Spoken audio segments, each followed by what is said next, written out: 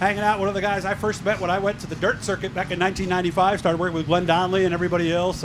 Canandaigua, Rolling Wheels, Weed Sport. Mike Button was one of the top sportsman guys. He is still looking for his first win of the season and his first win in actually several seasons right now. Been racing with, I believe, your niece, right? Yep. Okay, she's running out with the Syracuse Bike Ride Club.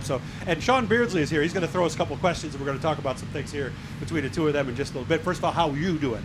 I'm doing good.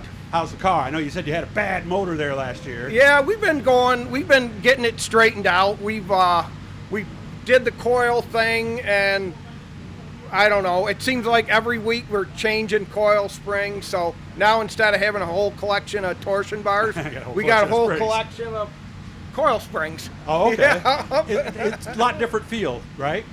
Yeah. Than a bar car? I'll be honest with you, I'd almost lean in, if we were going to do this again, we'll see what happens, I'd almost go back to a bar car. Okay.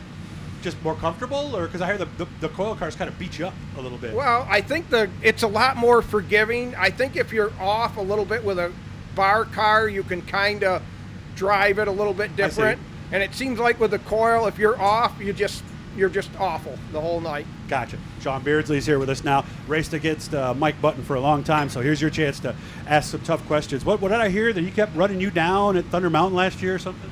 Oh yeah, I mean every single week I think that somehow we found each other in the pack, and we were just joking. And that was probably the only time we were safe. Is that about right, Mike? Yeah, that was about right. And if we could get side by side, then we were even more safe. Okay. This was one I kind of created for Sean. What was it like when you saw Sean on the board, or all of a sudden you see Sean poking a nose underneath you? I knew that he was going to run me hard, and I always kind of got up for that challenge because I'm like, God, I'm not going to let this guy beat me. Okay. Sean, what was it like when you saw the ADX do the same thing to you?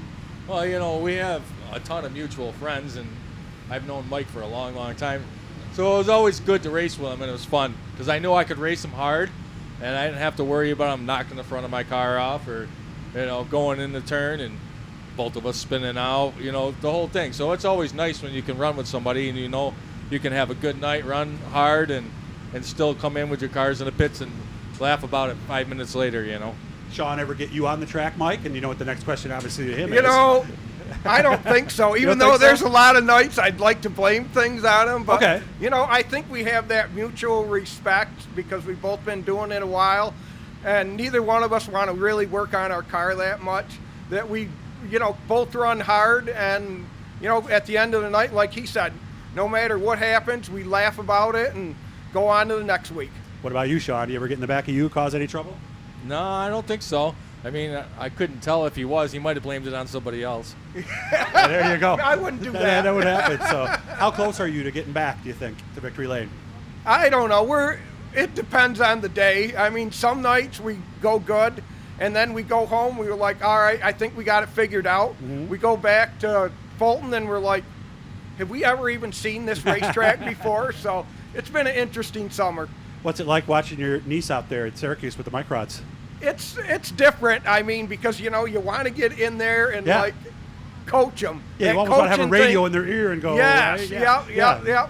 And, but Stevie Marshall helps her, and he does a great job working with her, and he's got a lot of patience, and she's coming along. Sportsman, right? Yeah. Okay. Yeah. All right. Is he related to them somehow, or is he just helping?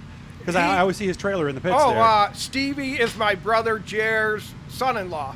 Oh. Yeah, so in that group at Fulton, we're kind of all, we got Ronnie, and we got Stevie, and my brother helps Jeff, so there's a whole family there. I'm here at Motors, so hot laps are coming up. Hit the Blue E, guys, and subscribe. Let you know every time we're doing something cool. Share all that cool stuff. Good to see you, man. And all right, thank you. I've had a streak at least 2 or 3 weeks in a row now. Somebody I've interviewed in the pre-race has gone out and won.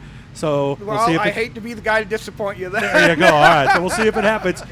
He's got it. Sean says he's got it tonight. Good luck, man. Thanks.